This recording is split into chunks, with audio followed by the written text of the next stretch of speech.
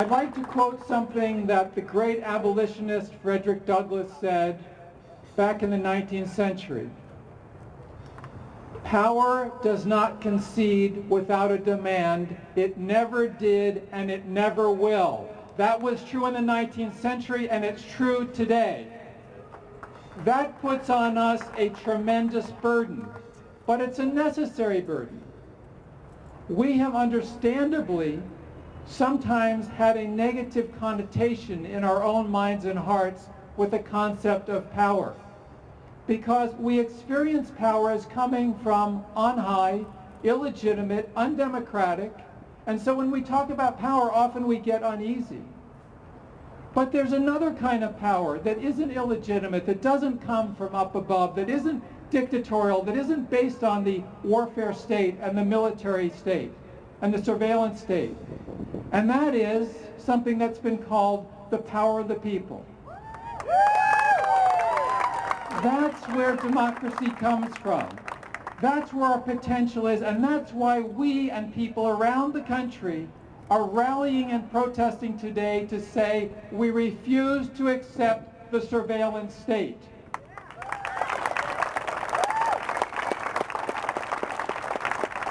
So many people around this country understand today more than ever that the First Amendment, the Fourth Amendment, the Fifth Amendment are sacred, and we're not going to put up with our government trashing the Bill of Rights. People around this country understand that, but not Nancy Pelosi. People around this country understand that when you have a surveillance state like the Stasi in East Germany in past decades, that is antithetical to democracy. People around this country more and more understand that, but not Nancy Pelosi. People understand around this country more and more that as long as the president and the heads of these committees and the top echelon of government can double talk and triple talk and quadruple talk and talk around the fact that our rights, such as the Fourth Amendment, are being squashed by agencies like the NSA, then we don't have any semblance of democracy. People understand that more and more, but not. Why is that so important? It's not only because we're here in San Francisco. It's not only because Nancy Pelosi represents this district in the U.S. House of Representatives. It's also because, as Foreign Policy Magazine reported last week, the one individual in Washington, D.C. who had the most effect on the defeat of the necessary Amash-Conyers Amendment to shut down this unfair, undemocratic surveillance from the NSA, the one person who had the most effect to preserve the surveillance state on that vote was Congresswoman Nancy Pelosi. It's so important that, and I'm going to reference again what Frederick Douglass said, that power be taken by people who refuse to accept it in undemocratic forms. That's why in a couple of minutes we're going to begin to march. That's why in a couple of minutes we're going to begin to march on the office of Nancy Pelosi, the biggest enemy of democracy right now in this country.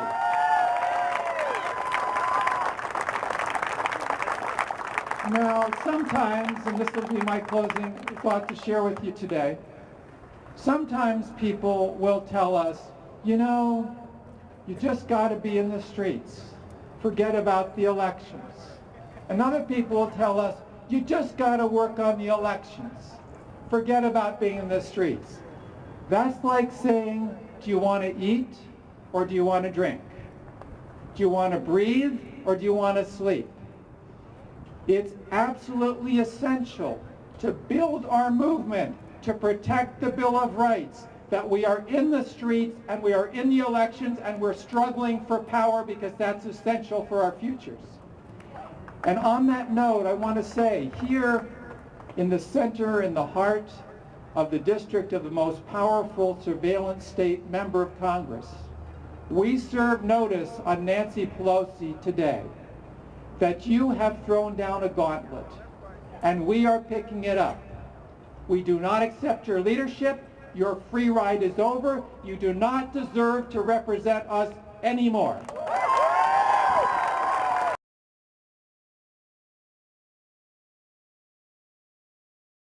Ladies and gentlemen, please join me in welcoming an American hero, Daniel Ellsberg.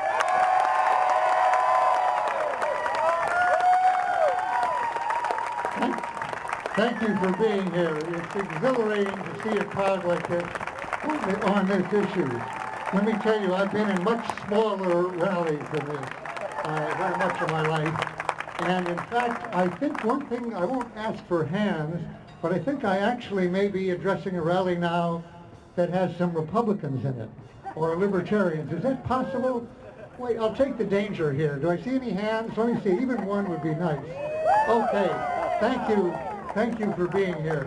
Because I think we have the chance here now, possibly for a bipartisan rally that will be the start of a movement instead of the tag ends and the butt ends of a movement. In 2003, we had the largest demonstrations in world history against the aggressive war by the United States against Iraq. And I can't blame people for feeling that after those rallies, 15 million people worldwide in February 2003, that nothing happened. I can't blame them for feeling that being in the streets just doesn't accomplish anything, isn't worth anything. And I think that here we have an issue where we won't get people that number. But I think we can get an active movement of a kind we haven't seen for a dozen years now. In part that's because when Bradley Manning brought out his information, which inspired me very much and which made him a hero of mine, I was asked just the other day on television, and by the way, I don't usually advertise times I've been on, but just this morning I did see one on NPR, which is very unusual for me, a whole 6-minute interview that is worth looking at from NPR. But one of the questions was, why the reaction to Snowden more than Manning? And I'm afraid there has been a much bigger reaction. And I think the first reason is very simple. What Manning was revealing was what the American empire was doing to other people, to foreigners, to civilians, to innocents, to babies, to people who were being tortured who were not American, to people who were being assassinated who were not American. And I'm sorry to say it as an American, but I don't think it's just an American limitation. I'm afraid it's a human limitation. Simply not to care as much about what your compatriots do, what your colleagues do, to people who are not us, people who are other, people who are different, people who are enemies, even if they're babies, who our leaders say will grow up into enemies. So it's harder to get people. What Snowden is revealing, of course, is something that comes home to us, that affects all of us. And I think there's a potential there for getting Americans, Republicans and Democrats, and Libertarians and Tea Party and others, together on this issue to say, we don't want you in our homes, this has gone too far, and the dangers to democracy are too great. And to get people actually to act for democracy. So what I'm here today is not to repeat the excellent facts you got here from Mark Klein and others. He was one of the first to bring these out. But to point to you some new confirmation that's come out, but also to raise the question of the broader scheme of how we need to think about this or focus this. Russell Tice. How many people here have ever heard the name Russell Tice? Let me hear. I see a few hands. I see about 8 people. Okay. I spent my time on PBS, again, the first time I'd ever been on, interestingly, in 40 years. And I spent the time to use the names that you've heard here before, and they may have gone past you. Veterans of NSA. Russell Tice, who worked on black programs, secret programs, illegal programs involving satellite systems. William Binney, who actually devised the system which they boaterized and took away the privacy protections from it that they're actually using now. Tom Drake, who tried to blow the whistle on this, and Kirk Wiebe, who helped, again, those 4 people, Wiebe, Drake, Russell Tice, and who's the other one that I mentioned? William Binney, right. And you can add the outsider, Mark Klein, to that. Okay. These people have all said, I, by the way, have been getting more credit than I have in 40 years, all of a sudden. Very positive attitude in the media for the first time, which I could lay back and coast on the grounds that Ellsberg did it right. Ellsberg is the good guy. Bradley Manning and Snowden are bad guys. They're very different. They're very different. Actually, I identify with them. I identify with their motives. I totally support. I think the differences between us, which do exist, are essentially irrelevant. But it's a very specific thing that's come up more. Well, Snowden is in Russia. He's not here paying the consequences of his crimes. Quote, well, I don't think he's done any crime at all. I don't think he should spend a day in jail any more than Bradley Manning. But if he were here, he would be exactly where Bradley Manning is now, incommunicado, possibly for years before his trial, no ability to take part in the debate on these issues, essentially being tortured by cruel, inhuman, and degrading punishment, which is in the form of solitary confinement, of course, not confined to Bradley Manning. There are 80,000 people, I believe, in solitary confinement right now. It is a form of torture for all of them, cruel and inhuman punishment. That would serve no one's purpose for him to be back here doing that. Now, the reason I mention Tice in particular is that he puts in two dots to be connected, which as yet, Snowden, I'm sure, knows the answer, but hasn't yet revealed the documents that make it clear. And Tice has been willing to say now, first on Sibel Edmonds' podcast, Boiling Frogs, but more recently on PBS, and that's the other reference I'll give you. Look up PBS NewsHour, Tice and Binney, and the full, not just what they put on the air, but the full interview which they will give there, in which Tice says as follows. They both agree on the following. They are not just collecting metadata on every American, bad as that is. That does give them enormous power and blackmail power, but that's not what they're mainly doing. They are collecting, as Mark Klein put it, every word you say on email. It's being recorded. Is it being listened to in real time? As President Obama tells us, we're not listening to you. Kidding. To have one person listening to every two people on a phone line would take more people than he really has, even in NSA. No, he's TiVoing it. It's recording it all for later retrieval, along with all your credit card transactions, your whereabouts every minute of the day that you have an iPhone on you, etc. Do they have, quote, dossiers, as they deny? A dossier that was written out would be a room full of paper. No, they have just a little sugar cube of the kind that you can keep the whole Library of Congress in now, come to storage, and they can bring it all up when they want to. The other point that Tice makes is that when he was in the government, in NSA, in 2003, 2004, 2005, he had in his hands the full surveillance capability, surveillance action, phone calls of staff, home and office of Feinstein and Pelosi and Colin Powell, Secretary of State of the Secretary of State, and Justice Alito, which he held in his hands. Every Supreme Court justice being individually targeted, every member of the intelligence community being in intelligence committees being individually targeted, the people who control the budget and who are supposedly our oversight.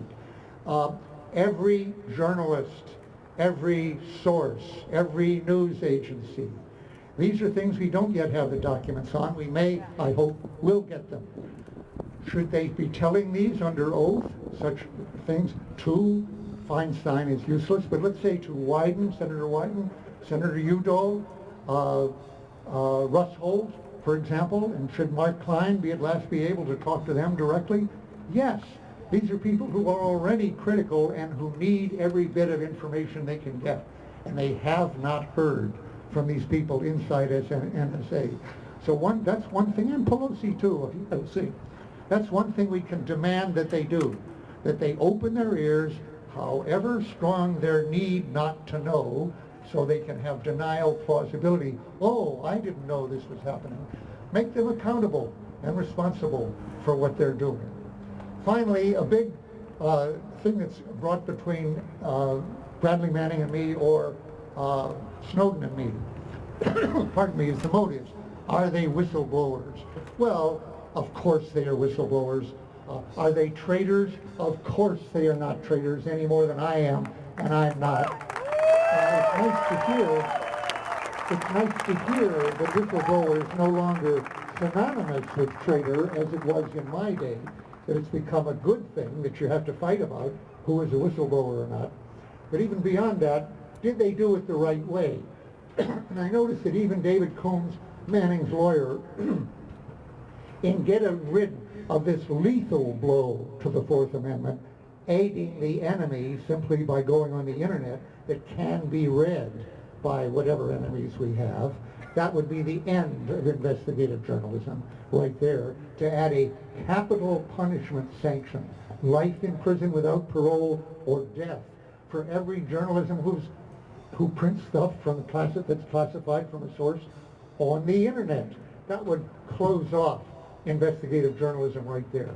But the fact is that the prosecutions and the accusations themselves are extremely more than chilling. We're on the way to the death of democracy. We're not there yet. We don't have a police state, or I wouldn't be here. I would hope for you, all of us, be in detention at this point. That could easily be in our future. And after one more 9/11, for example, or a war with Iran, the lists that they've composed just by the metadata alone of our associations can put us all in camps very quickly, like the Japanese in World War II. But there is something yet to combat. We're not there yet. And for once, the attention of the American public has been achieved by the drama, in part, of Snowden's own resistance, his own ability to resist the attempts of the government to silence him and put him where Manning is. Now, Combs' lawyer, speaking to a military judge, had to sort of apologize for Manning and say he believed this, yes, he believed that, but understand he was young and naive. Now, what is it that he was naive about? And Combs is explicit. He was concerned about the people we were killing and torturing in Iraq. Innocent people that he knew were innocent. He was concerned. He cared. And Combs said, isn't that nice that a young person should have such a concern? Of course, we, know better than that. And he felt that he could make a difference. He felt that a better world was possible and that he could perhaps contribute to that. He felt that the U.S. could change, possibly. Well, obviously, this is all naive, but, not in itself evil intentioned. Well, I looked at that and I said, well, wait a minute. I'm naive in all those ways. That's my life here. And moreover, I think we're in a very bad course here. Not just America, but humans. When you look at climate and you look at the continuing possibility for nuclear winter that can extinguish our civilization with the weapons that Obama is leaving on alert right now and in Russia. We're in a very bad way. As Gorbachev said to his wife at one point, things can't go on like this. I would say it's naive, the conventional wisdom, which Combs was alluding to, which is the opposite of all those things, our sophisticated, experienced, mature, older belief that, Tina, there is no alternative. Things are, if not the best of all possible worlds, the least bad of all possible worlds.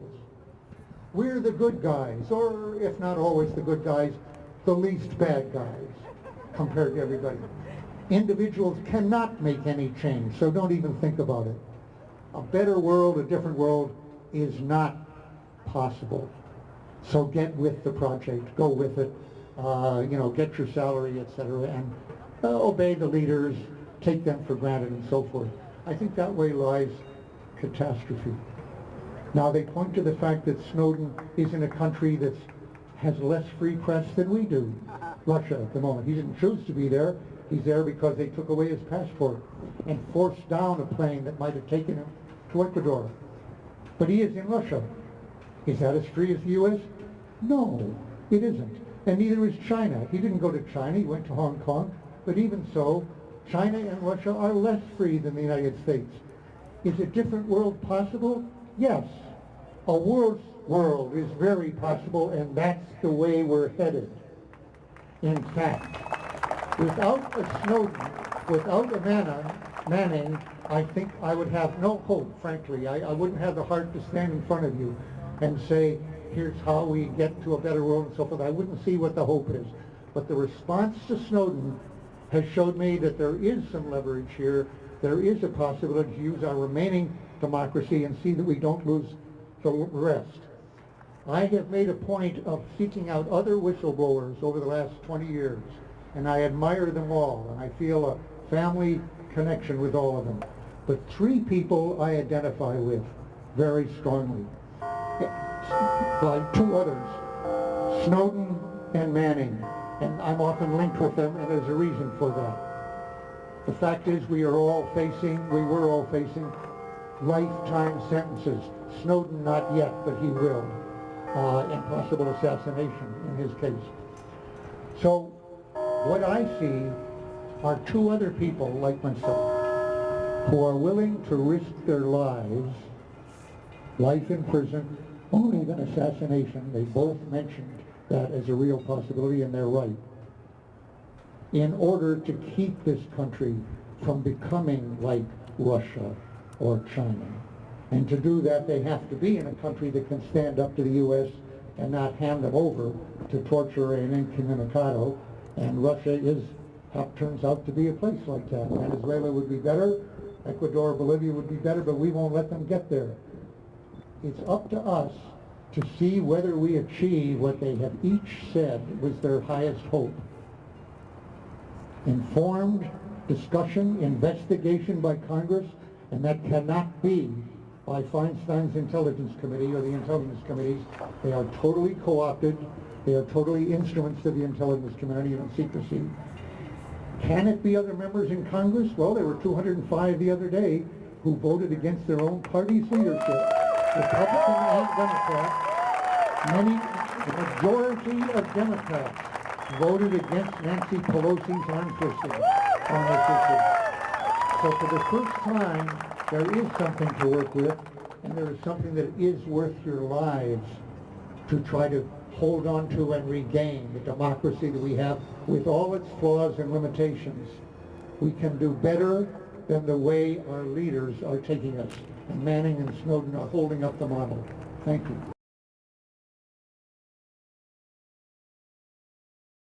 Or their mail being open, for instance, it comes steamed open, or a host of other surveillance tactics being employed on them. So I know that one can go and open a public inquiry about that. Right. And so have you heard about the responses or the level of response on that? I'm assuming that there'd be very little response, considering the current state of affairs of the spying on all of Americans. I'm sure that at some point someone has listened in, but I have never tried to actually follow the process to see what kind of response would be forthcoming. Right. Have you? I have the forms. Okay. That's why I'm asking if you ever never filled any of those out? I'm afraid I still have the forms, and I'm waiting for something really awful to happen, then I'll fill them out. Yeah, okay. You know? But yeah, so I've known this was going on for 20 years. I've been telling people about it. Right. You know, right. And so I'm glad that there is some awareness about it. How do you feel about what the backlash of the people? How effective do you think we can be against this? It's really wonderful, the backlash. It's spurring, I understand, at least some hearings in the U.S. Senate, where there are some senators that are trying to see what they can do to open the process up a little bit more. I'm very glad for the piece of legislation that did go through the House recently, which Nancy Pelosi refused to vote for. She voted against it, as a matter of fact. There was 80-some Democrats that voted no, assuming that a majority of Republicans voted no, so the entire legislation failed. The particular issue is splitting both the Republican and the Democratic Party. I can tell you for a fact the Green Party folks are united in opposing this kind of security. I brought a sign down here. I have no doubt that the Green Party would spy on you. This is a guarantee. But I can also say there are a lot of Republicans that are outraged by what is going on. It's a bipartisan issue. Bipartisan, but still, unfortunately, the majority in Congress still supports the kind of spying like Dick Cheney talked about terrorism and the need to just spy on everybody. I think the man belongs in an institution. I think that he has, if he actually talks about supporting democracy, he's a liar. Absolutely. So many people on both sides of the aisle buy into that kind of rhetoric that he is putting out. That maybe people have just been there in Washington too long. I would say that, and they're not getting the right information. I don't know what news channel they're watching, right. But it's a lot of what the media is dishing out too. That's right. The media is feeding the frenzy. Except maybe a few progressive media outlets like Democracy Now! And a few others. Clearly there needs to be a balance that is, if there are tremendous security threats, and as a member of the general public, we have no idea some of the things that they are discovering or working on or whatever, and there may be legitimate threats out there. But to cast a net as wide as they have done so is totally inappropriate without greater checks and balances.